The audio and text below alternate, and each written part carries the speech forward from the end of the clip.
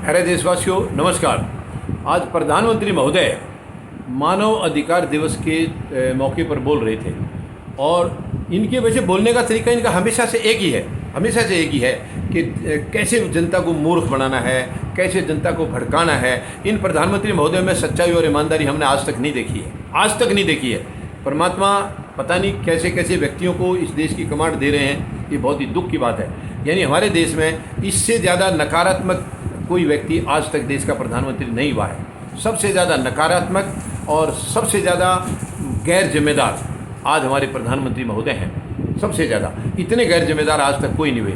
अब इन्होंने वहाँ पर कहा है कि मानव अधिकारों को भी राजनीतिक चश्मे से लोग देख रहे हैं या राजनीतिक रंग लगा के देख रहे हैं प्रधानमंत्री महोदय। और उन्होंने साथ साथ ये भी कहा है कि ये लोकतंत्र के लिए ख़तरा है, ये लोकतंत्र के लिए अच्छा नहीं हो सकता है। तो प्रधानमंत्री महोदय मैं पूछना चाहूँगा, आप लोकतंत्र को कितना मानते हैं? आप लोकतंत्र को कितना सम्मान करते हैं? आप केवल नाटक करते हैं, लोकतंत्र का ढकोसला करते हैं। आप लोकतंत्र की धज्जियाँ उड़ाने में लगे हैं। जिस दिन से आप आए हैं, आप अगर शांति से 2014 के चुनाव से पहले का जो आपकी रैलियाँ थी और जो आपके भाषण थे, मेहरबानी करके एक दिन रात को जो आप 18 घंटे काम करते हो उसमें से थोड़ा सा समय इसके लिए निकालो। रात को सुनो, अपने सारे भाषण सुनो कि आप क्या कहते थे और फिर अपने आप से सवाल करो कि आज आप क्या हैं, आज आप क्या कर रहे हैं देश के साथ। प्रधानमंत्री महोदय, आपकी अंतरात्मा अगर जाग जाए तो वो आपको बताएगी कि आप कितने गलत किस्म के इंसान हैं।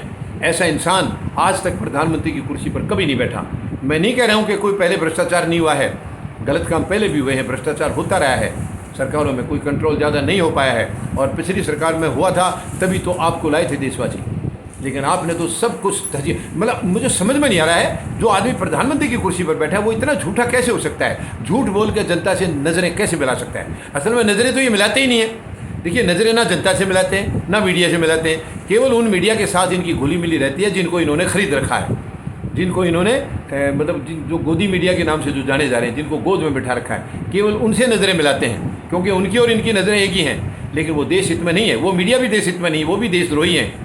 जो मीडिया आज प्रधानमंत्री महोदय के साथ या बीजेपी के साथ जुड़ा है वो देशभक्त हो ही नहीं सकता है, वो देश हित में हो ही नहीं सकता है। रिकॉर्ड है, इतिहास बता रहा है 7.25 साल का, कभी भी इन्होंने कभी प्रधानमंत्री महोदय की किसी गलत नीति का आज तक विरोध नहीं किया। तो वो कैसे देश हित में हो सकते हैं, कैसे देशभक्त हो सकते हैं? शर्म की बात है, डूब मरने की बात है ऐसे मीडिया को तो चौथा स्तंभ समझा जाता है प्रजातंत्र में, चौथा स्तंभ। लेकिन ये क्या, कौन सा स्तंभ है? ये बिखरा हुआ और टूटा हुआ स्तंभ है, टूटा हुआ स्तंभ साबित हो रहा है। सबसे घायल, घाव से भरा हुआ ये स्तंभ हो रहा है जो प्रधानमंत्री की गोद में बैठे हैं। शर्म आनी चाहिए, ये देश हित में नहीं है और ये देश आपको कभी माफ़ नहीं करेगा। ये प्रधानमंत्री महोदय हमेशा के लिए नहीं है, ये हमेशा नहीं बैठेंगे और इनको भी देश को जवाब देना होगा।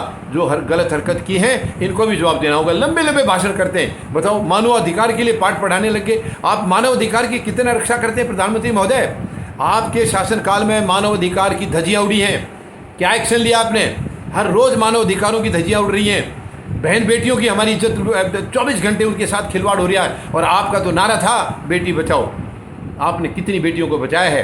क्या केवल उस भाषण देने के बाद आपने कभी सोचा इस नारे को कि आपने क्या नारा दिया था बेटियों के लिए? कभी सोचा उस तरफ?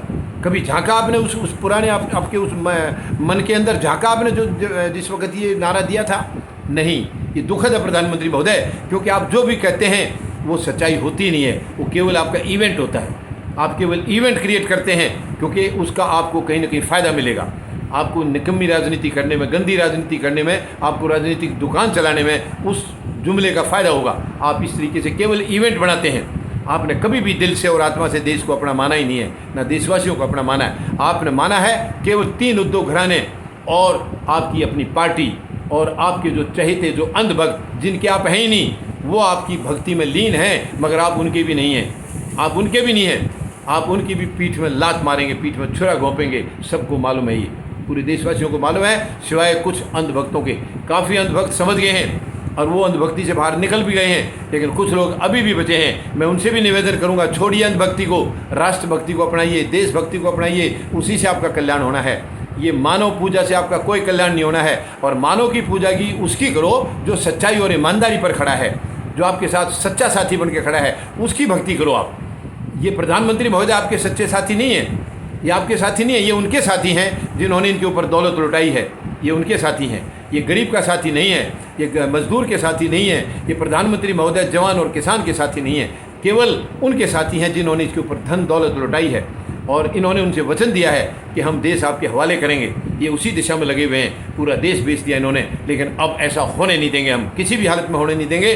फौजी जनता पार्टी का जन्म इसीलिए हुआ है कि जंग लगी हुई गंदी राजनीति को ख़त्म करना है, शुद्ध और स्वच्छ राजनीति की स्थापना करनी है। उससे पूरे देशवासियों का उसके लिए साथ चाहिए, मुझे 140 करोड़ लोगों का साथ चाहिए, ताकि एक संवैधानिक सरकार देश में बन सके, जो देश को संवैधानिक तरीके से चला सके, जो देश को महान शहीदों के सपने के हिसाब से चला सके और उनके सपनों का भारत बना सके।